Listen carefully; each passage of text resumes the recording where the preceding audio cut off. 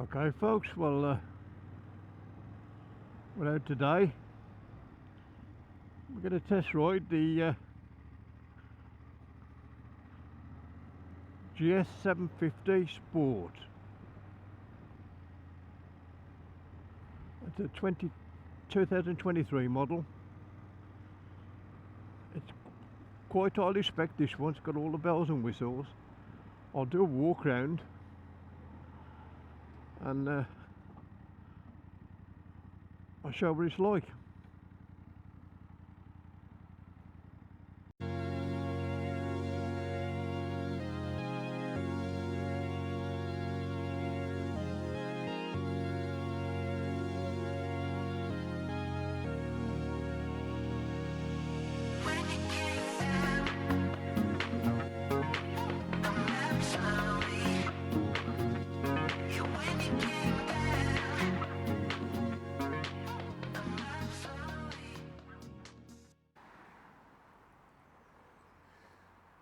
So folks, here we have the BMW GS 750, or sorry, the F750 Sport GS.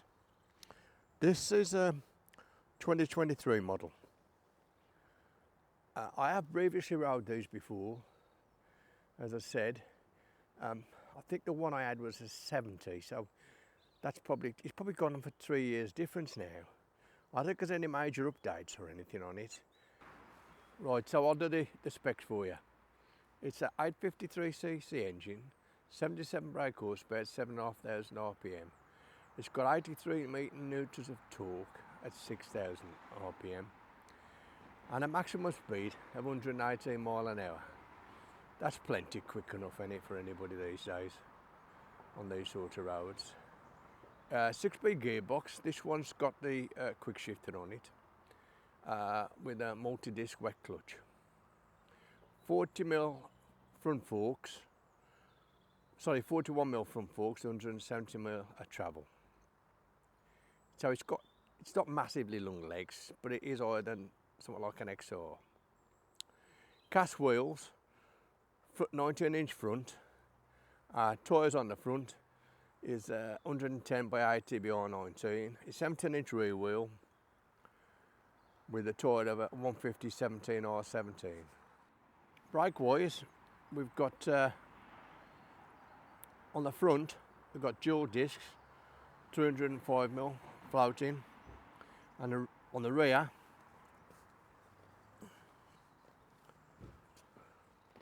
we've got a single 265mm. Single pot caliper.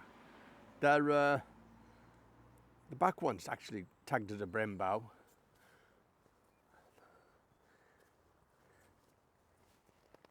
And in front, the fan in front, that's a Brembo as well. The brake lines, they ain't braided, they're normal. Hence, when you can feel the little bit of give in the brakes under if you push them hard. But all in all, it's a tight little package. I say cast wheels. This ain't a bad bike, to be honest. Look at it. It looks different to the one I had. It's much better than the one I borrowed. Front end view. There's that on the front end. Nice little beak on it. Short screen. Not a lot of use for anything really, the screen, I must be honest. Bit of a fly screen. If you was going to do anything serious with it, you'd whip that off and put half a decent screen on it, I'd have thought.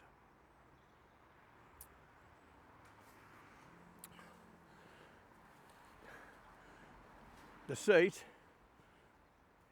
it's a bench seat. Bench seat. Ain't too bad, quite comfortable. I weren't on it long to start with this morning, but it felt all right. Quite composed. Enough padding in it, you know what I mean. Nice looking engine now. It's the 270 crank engine. This is the bit I don't like. The exhaust. I wish they could do something different with that. I know you've got a catalytic converter, etc.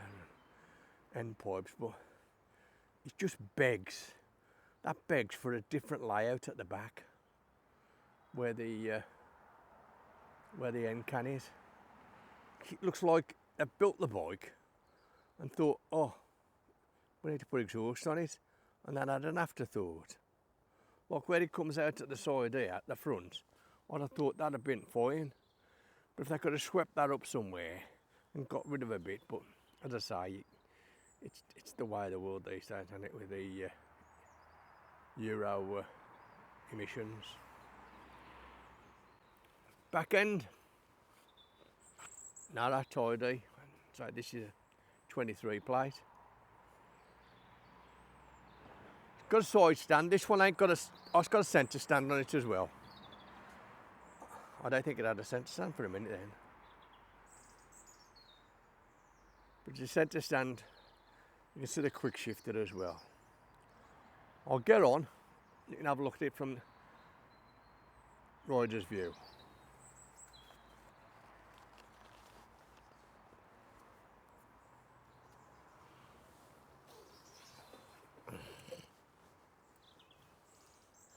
So cockpit wise, what we got? Your normal setup here. This got 3-stage heated grips and it's got the modes. What modes has it got? Switch it on. Have a look. We got road, dynamic, enduro, rain and road. I'll leave it in road for now because what's it saying, 2 degrees? Very warm, I can tell you for that. Customised normal dash for the GS or all BMWs. It's got a USB socket, and I think this side got the conventional DIN plug socket. So that's an advantage on the one I had before. This side here, looking over here, what we got? Whiz wheel, obviously, suspension, and the menu button, daylight running lights, indicators on, all the rest of it. Cruise control, which is quite useful having cruise control these days. As I say, this one's got it's a full spec, this one. So it's got the riding modes and all the suspension modes as well.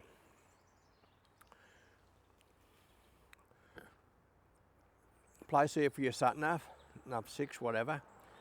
If I had this, I always find when you're riding, that ain't in your eye line. If I had a bike like this, what I'd do is I'd move this and buy the additional bracketry and have it there. And then I'd also have another screen on it, up here, an higher screen. So I'd have there, I'd have the what's name there, the sat nav, and I'd have an higher screen up here, just to finish stuff properly. Standard BMW mirrors,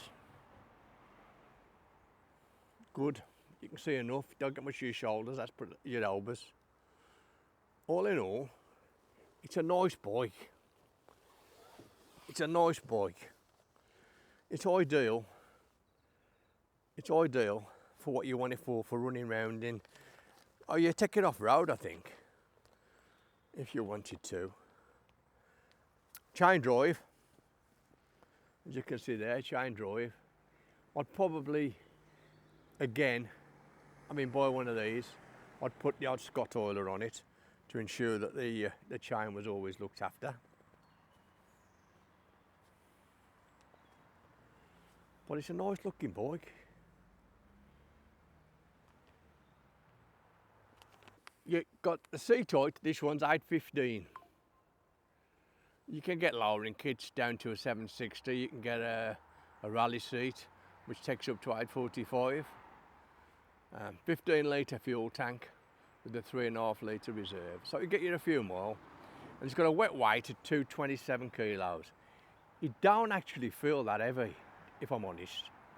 It feels quite light. I'm used to riding the big GS, and this does feel lighter, even though the engine's higher up in the frame. The Bug Basics 8995, I'd say this one's a bit dearer. I'd say you're going to put at least £1,000 on this. I bet this is nearer 10,000 with all the electronics on it, the electronic suspension and the electronic quick shifter. But it's a tidy bike. It's a tidy bike, I tell you. It's come on in the last few years. Now I know that it's now going to be superseded by the F800 GS and the new 900 GS. The 900 GS is the similar engine, putting a F900 XR body with the trellis back on it. So hopefully we'll get hold to one of them when they come out early next year and have a ride on one of them. But this is a half decent bike, I tell you. And for the money, it's a good piece of kit. We'll get on it and we're going to give it a quick whip round and see. So I've rode them before and I really do like it. I was touch and go, as I say, whether I bought one before I had my 900 XR. It was right touch and go, and it was just the fact that the XR looked a bit more sporty. I thought I'd go for that, but in hindsight, I think this should have been a better buy. So, let's get the gear on. I'm going to give it a bit of a whip around the lanes and the main roads. I won't be going too far. It's 0 degrees, well 1 degree, maybe 2 now. So it takes exactly the day for whipping around the lanes. So folks, out on the 750 GS.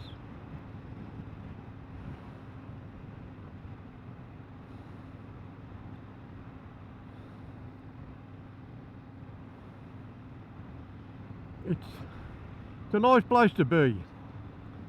If you want something other than the heavy weight of the 1250, this is quite a good little piece of kit. I know I've said it before, but I was really close to buying one, and I don't think if I'd had one I'd have been disappointed, because a few slight mods, we all do our own mods, and you'd have yourself a really good piece of kit. I think if you're gonna go trawling across the continent, maybe you might find it a bit tiresome, the buzzy engine, but at the moment, you know, there's a tiny little vibration in the bars, but that's virtually nothing. Nothing in the foot pegs whatsoever.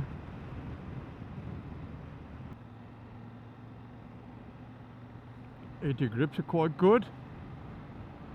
When they're all beamer, heated grips are quite good. They go from being warm to too hot. This you've got 3 stage, which is quite good. It's freezing cold. Well, it's 3 degrees now, so I've got them on level 3. We'll see how they go. See if I get too toasty. It's quite nimble and agile. It's got low down pull, enough to deal with the traffic, let's put it that way.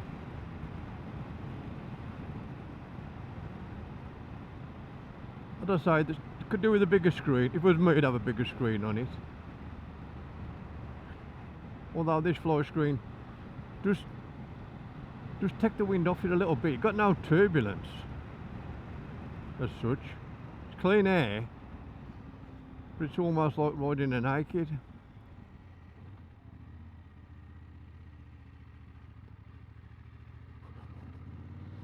Steering's nice and sharp. Quick shifter's lovely.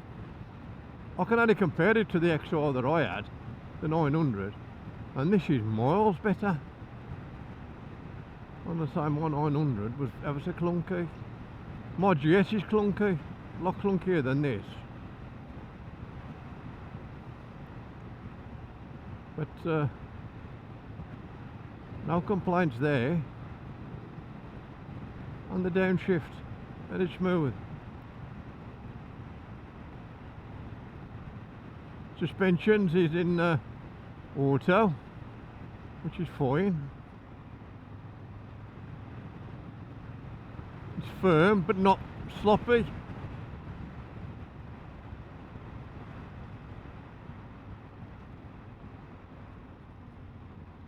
We'll take it down the lanes and we'll have a little run on it.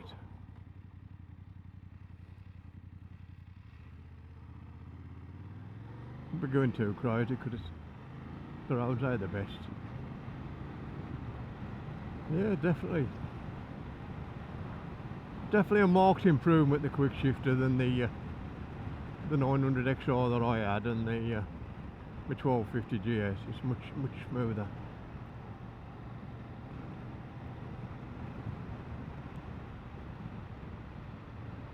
I say the seat's quite comfortable.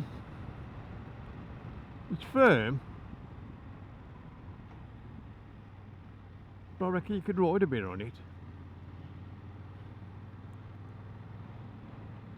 I'm only out for the day, so where are you going to get to put miles and miles on it to make the perfect solution, but conclusion to the seat? But it seems fine to me.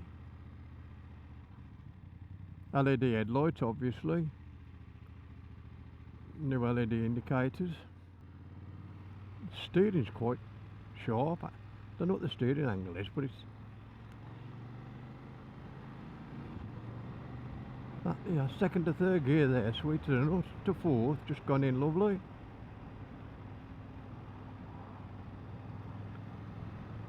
I'll say it again, it's obviously a marked improvement to the one I had, which was a 70 plate. This is what, 3 years farther on. So although it's basically the same bike, there's obviously been a few minor refinements done to it. Slow riding, it's lovely. Nice and light. Very easy to control at low speed.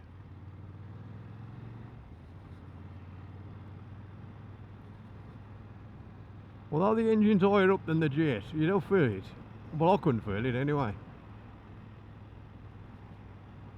So perhaps if you put some bars on it, engine bars, etc., and spec it up, you might feel it then. But at this juncture, it's quite nice. Nationals, or so it's like third gear.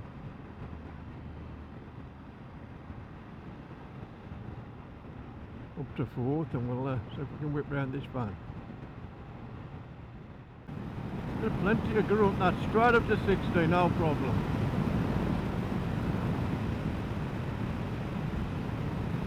That's a comfortable 60. There's quite a bit of wind noise, but that's obviously because there's no screen on it. But as I said, it's clear air. Clean air, no turbulence. I'd definitely have a screen on it, a bigger screen.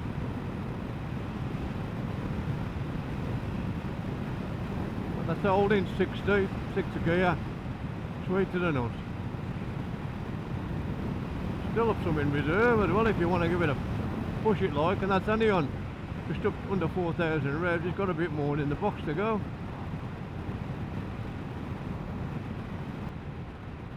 Yeah, it holds the there's plenty of poke in it.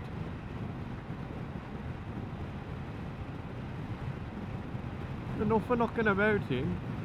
You want to get some brisk overtakes in, it's easy.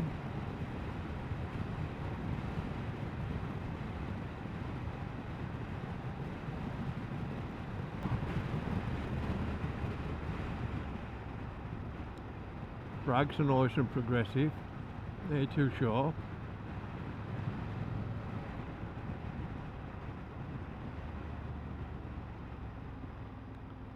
There ain't a lot on the back brake. There again, there ain't many bikes that have got a good back brake, isn't these days? I'm a back brake man. I kind of like it for me slowing down and steadying, you know, pre-bends and stuff like that. There's not a great amount of fork dive either on the front of this, which is quite good. Grips are proper toasty now, time to get down one I think.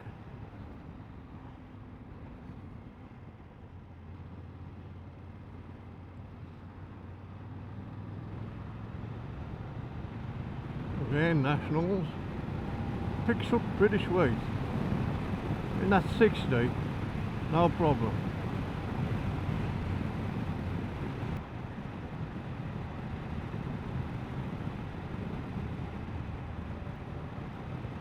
You know, if I think if you're after a budget bike, and you've got kind of like around about 10 grand, I'd say, to spend, you won't go far wrong with one of these, because it's a kind of do it all. I mean, you can compute on it, get a few miles on it. I mean, get it off-road, because it's light enough for off-road. Got the off-road modes and everything, this one has. So I don't think you're too far wrong, really. And there's this big jump between 10,000 and what? 21, 22 now for the new 1300 DS. I know it's a different animal with a lot more tech and stuff like that. But I think I've said before, how much tech do you actually need? I mean, this, you got cruise control on it, which is fine. Adaptive cruise control, jury's out for me. I don't use it a lot anyway, so I don't know whether I'd use that anyway. But I say, the blind spot indicator, if you look at one of my other videos, I've just put Innov third eye on my GS, and it works superbly. That is a good investment. But I reckon 10 grand, you've got a hell of a lot of bike for your money. I know some of the Japanese and stuff like that, similar price, but it depends at the end of the day what you're actually looking for. But this is a pretty decent piece of kit. It's come on a lot in the last 3 years since I rode it last time.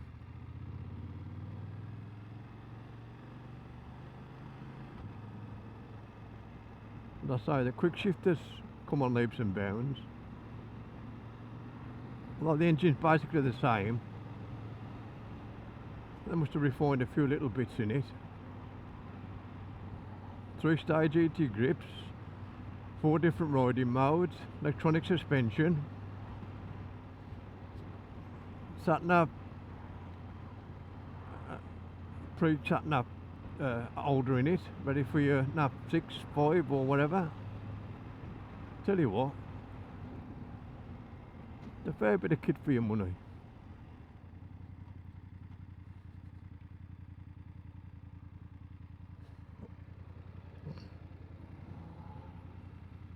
Height-wise, just borders on tippy-toey for me. But I'm such a short horse, it's unreal, ain't I? You know, I might be 5'8", 5'9", but my legs must be about 3 inches too short.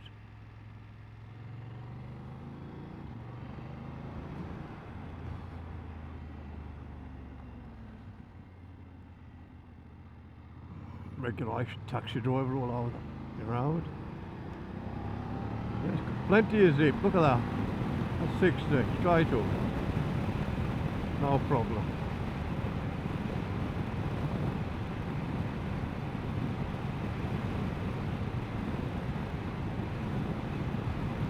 Corner as well, holds a good line.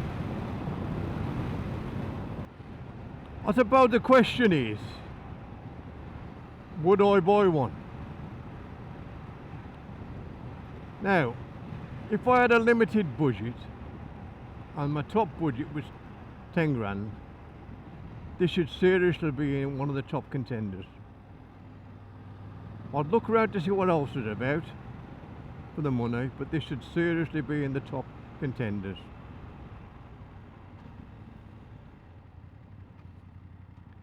I think if you were trialling across continents, maybe not. But for what you can ride around in this country, you could use this and enjoy it on a budget.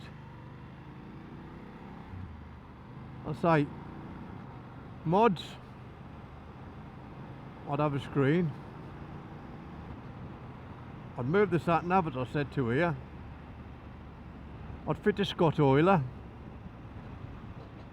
Keep the chain in good order. Maybe some crash bars at the bottom. Could go the O-log if you want and put them on the top as well. Because I think they do one of these where you can buy all the kit for it. But all in all, a nice piece of kit. And you know, you think, oh, BMW biased. The old Wolf is the BMW man. Just because I buy them, don't mean to say that I wouldn't, if I had one that was poor, I wouldn't say that. I'd say I had a 900 XR, which I really don't like. But this is a... Right folks, well we'll drop the GS back to Roybrook, Wolverhampton. Thank you once again for letting me having it for a test ride and a review. I do appreciate the fact that let me have the bikes.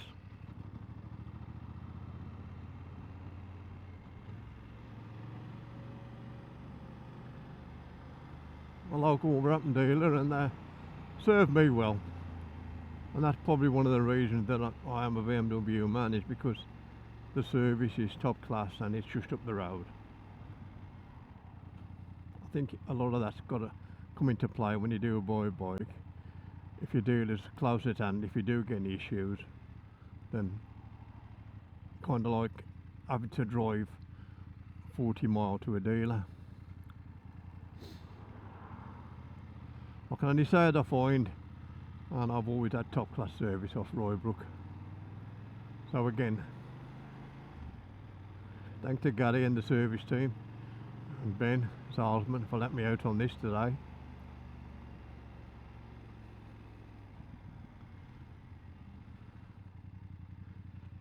And I hope you've enjoyed the review. Until the next time, it's the Lone Wolf. So bye for now. Don't forget, give us a tick, give us a like, subscribe, drop us a comment, all help the channel. But most importantly, remember, just be careful out there. It's Lone Wolf, bye for now.